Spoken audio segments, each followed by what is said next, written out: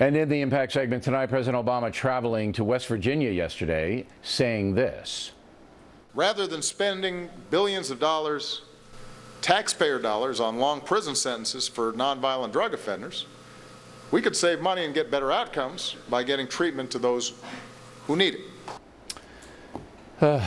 Mr. Obama believing that Americans convicted of selling hard narcotics should be treated rather than punished in many cases.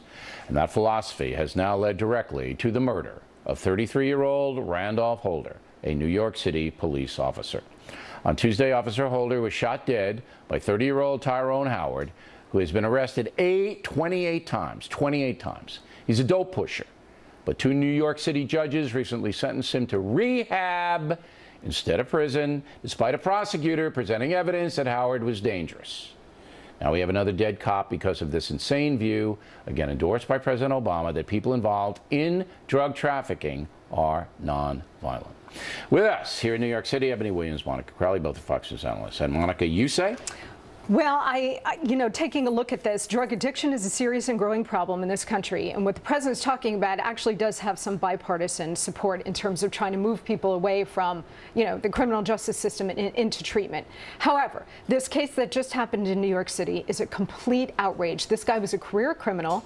He had a rap sheet a mile long that consisted of drug arrests, assault charges, domestic violence, I think, criminal trespass. It's what the left calls low-level crimes, non-violent crimes. But what they don't understand, or what they can't understand, Bill, is that these thugs don't wake up one day and start committing felonies. They start at the lower level and then they escalate to committing felonies. And unless you punish them early on, you're going to get bad things happening like this. Do you believe that selling heroin, crack, methamphetamine is a violent crime? Yes, I've said this on the show before.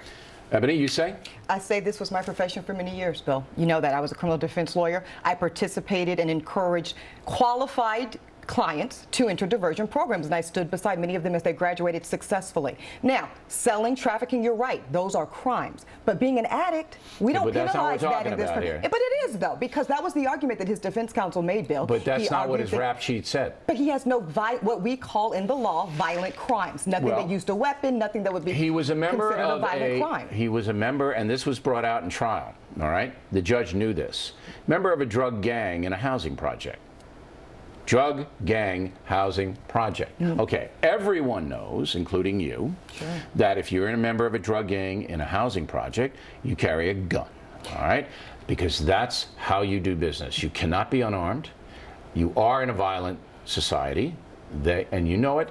This is not some guy out in the middle of the desert smoking reefer or something like that. But Bill, we can't presume. I hear what you're saying. That was presented. He was never convicted. And look, it's called judge's discretion for a reason, though, Bill. None of us were on that bench in that row. Judge's discretion. And it's so easy to Monday morning quarterback. Look, Officer Holder, I have a Monday morning look, every day of the week, I'm telling you this. If you sell hard drugs, it's not an addiction problem. But he was argued to be an addict, and that was the defense, and that's why he was in the program. The judge who remanded him into rehab literally said, I threw up my hands and said, why not? Why not try it? What he admitted later was he was unaware that Mr. Howard was wanted. He was arrested for a 2009 But the prosecutor shooting. said that he presented that evidence to the judge. Look, there's a philosophy in this country led by President Obama that if you sell hard drugs, but you use them as well, that you should be in rehab. And I'm telling you, these are dangerous individuals. They have no morals, no scruples. They will hurt you.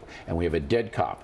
Bill, last word. Bill, respectfully, you don't have to take my word for it. The Supreme Court has already argued this, Robinson v. California. If you are proven to be an addict, a judge believes that, you're sent to treatment. I agree that Officer Holder was killed down the street from me. You are a violent person, you are not sent to treatment. That's judge's discretion. And diversion programs can be useful tools, to Monica's point, to get to the heart of the criminality so that we can possibly thwart it and we can all be safer. Look, if you want to allow these people to go to programs, rehab, after they've been arrested 28 times, then I'll tell you what, every person in this country should have a gun and carry it around every second, because that's what we're going to devolve into here. It can be helpful tools, Bill. That's all right, ladies. Thank you. Thank you.